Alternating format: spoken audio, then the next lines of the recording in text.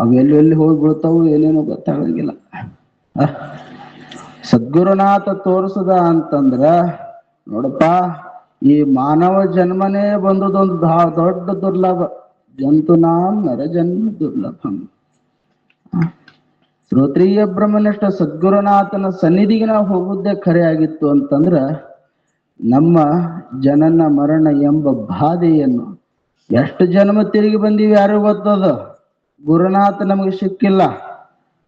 ಪುನರಪಿ ಜನನಂ ಪುನರಪಿ ಮರಣಂ ಯಹ ಸಂಸಾರೇ ಕಲು ದುಸ್ತಾರೆ ಅಂತಂದಂಗ ಯಾಕೆ ಇಟ್ಟು ತಿರುಗ್ಯಾದ ಅಂತಂದ್ರೆ ಗುರುನಾಥ ಸಿಗಲಾರ್ದ ಸಲಿಂದ ಇಷ್ಟು ಜನ್ಮ ಇದು ತಿರುಗ್ಯಾದ. ಗುರುನಾಥ ಸಿಕ್ಕ ಅಂತ ನಮ್ಮಪ್ಪ ಸಿದ್ಧಾರೂಢ ಆಗಿರ್ಬೋದು, ರುದ್ರಮುನಿ ಅಪ್ಪಗಳಾಗಿರ್ಬೋದು, ಎಲ್ಲ ಈ ಭೂಮಿಗೆ ಬಂದು ಒಳ್ಳೆ ಜ್ಞಾನ ಕೊಟ್ಟಾರ ಅಂತ ಈಗಿನ ಭೂಮಿ ಮೇಲೆ ಮಹಾತ್ಮರು ಯೋಗಿಗಳು ನೀವು ಬದುಕಾಕತ್ತೀವಿ. ಅವರು ಜ್ಞಾನವನ್ನೇ ಕೊಟ್ಟಿತ್ತಿಲ್ಲ ಅಂತಂದ್ರೆ ನಿಜಗೊಂಡು ಶಾಸ್ತ್ರ ಬೆಳಕಿಗೆ ತಂದಿತ್ತಿಲ್ಲ ಅಂತಂದ್ರೆ ಎಲ್ಲೆಲ್ಲಿ ಏನೇನು ಮಾಡ್ತಿದ್ದೇವೆ ಗೊತ್ತಿಲ್ಲ. ಅದಕ್ಕೆ ಪುಣ್ಯಾತ್ಮರೇ, ಗುರುನಾಥ ಸಿಗೋದು ಬಹಳ ದುರ್ಲಭ, ಸದ್ಗುರು ಸಿಗೋದು ದುರ್ಲಭ, ಸಿಕ್ಕರೆ ಭವಲಾಭ ಅಂತೇಳಿ ಸಣ್ಣ ದೃಷ್ಟ ಅಂತ ಹೇಳಿ ಮುಗಿಸ್ತೇನೆ. ಗುರುನಾಥನ ಬಳಿ ಸೇವಾದಿಗಳನ್ನು ಮಾಡಿ ಜ್ಞಾನ ಪಡ್ಕೋಬೇಕನ್ನಂಥದ್ದು ಶಿಷ್ಯನ ಹಂಬಲ. ಒಂದು ಪ್ರಸಂಗದೊಳಗೆ ಒಬ್ಬ ಶಿಷ್ಯ ಹೆಂಗಿದ್ದ ಅಂತಂದ್ರೆ ನೋಡ್ರಿ, ಶಿಷ್ಯ ಆಗೋರು ಬಹಳ ಕಠಿಣ. ನೋಡ್ರಿಪ್ಪ, ನಿಮ್ ಸೇವಾ ಮಾಡಕ್ ಬಂದೇನೆ, ಬಹಳ ಸಂತೋಷ, ಬಹಳ ಸಂತೋಷ. ಏನೇನು ನೋಡಪ್ಪ, ನಂಬಲ್ಲಿ ಸೇವಾ ಮಾಡ್ಬೇಕಾದ್ರೆ ಕೆಲವು ಕ್ರಮಗಳದಾವು. ಇವ ಪೆನ್ನ ಹಾಳಿನೇ ತೊಗೊಂಡು ಕೂತ್ರಿವ ನಮ್ಮಂತವ. ಹೇಳ್ರಪ್ಪ, ಏನ್ ಹೇಳ್ತೀರಿ ಹೇಳ್ರಿ, ನಾ ಬರ್ಕೋತೀನಿ ಅಂತ ಹೇಳಿ. ನೋಡಪ್ಪ, ಬೆಳಗ್ಗೆ 4 ಗಂಟೆಗೆ ಹೇಳ್ಬೇಕು. ಈಗ ಹೇಳಕತ್ತೀರಿ ನೀವು, ಈಗ 4 ಗಂಟೆಗೆ ಎಷ್ಟು ಕೇಳ್ತೀರಿ? 10 ಆದ್ರೆ ಹೇಳುವಲ್ರಿ.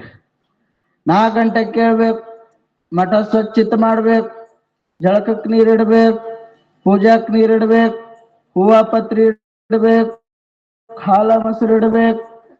ಆಯ್ತು, ಬರ್ಕೊಂಡ. ಆಮೇಲೆ ಊರಾಗ ಕಜ್ಜಾಕ್ ಹೋಗ್ಬೇಕು, ಆಗ್ಲಿ ಅಂತ ಬರ್ಕೊಂಡ. ಕಜ್ಜ ಮಾಡ್ಕೊಂಡು ತಂದು ನಾನು ಮುಂದೆ ಇಡ್ಬೇಕು, ಆಗ್ಲಿ ಅಂತ. 4 ಕ್ವಾರ್ಟರ್ ಉಣಬೇಕು, ಇಲ್ಲಿ ಕೊಂಡಿರ್ಬೇಕು. ಅವ ಅಂದ, ಯಾಕೋ ಶಿಷ್ಯ ಆಗೋದು ಬಹಳ ಕಷ್ಟ ಆಗಂಗ್ ಕಾಣತ್ತದ, ನನಗೆ ಗುರುಗಳೇ ಮಾಡಿಬಿಡ್ರಲ್ಲ ಅಂದಿವ. ಕಷ್ಟ ಆಗೋದ್ರೊಳಗ ಬಹಳ ದುರ್ಲಭ ಅದ, ನನಗ ಅದು ಗುರು ಮಾಡಕ ಬರಂಗಿಲ್ಲ. ಅದು ನಾವು ಸಾಧನ ಕ್ರಮದೊಳಗೆ ಹೋದ್ರೆ ಮಾತ್ರ ಆ ಗುರು ಎಂಬುದು ಪದವಿ ಬರ್ತದೆ. ಸುಮ್ಮ ಗುರು ಅನಸಲ್ಕ ಅಷ್ಟು ಸಾಮರ್ಥ್ಯ ಇರಂಗಿಲ್ಲ. ಶ್ರೀ ಗುರು ವಚನೋಪದೇಶವನಾಲಿಸಿದಾಗಳ ಹೌದು ನರರಿಗೆ ಮುಕುತಿ ಅನ್ನಂಗ ಶ್ರೋತ್ರಿಯ ಬ್ರಹ್ಮನಿಷ್ಠ ಸದ್ಗುರುನಾಥ ಸಿಗುವುದು ಬಹಳ ದುರ್ಲಭ. ಅದಕ್ಕೆ ಪುಣ್ಯಾತ್ಮರೇ, ಟೈಮ್ದ ಅಭಾವ ಇರೋದರಿಂದ ನನ್ನೆರಡು ಮಾತುಗಳು ಸದ್ಗುರುನಾಥನ ದೇವಶರಣ.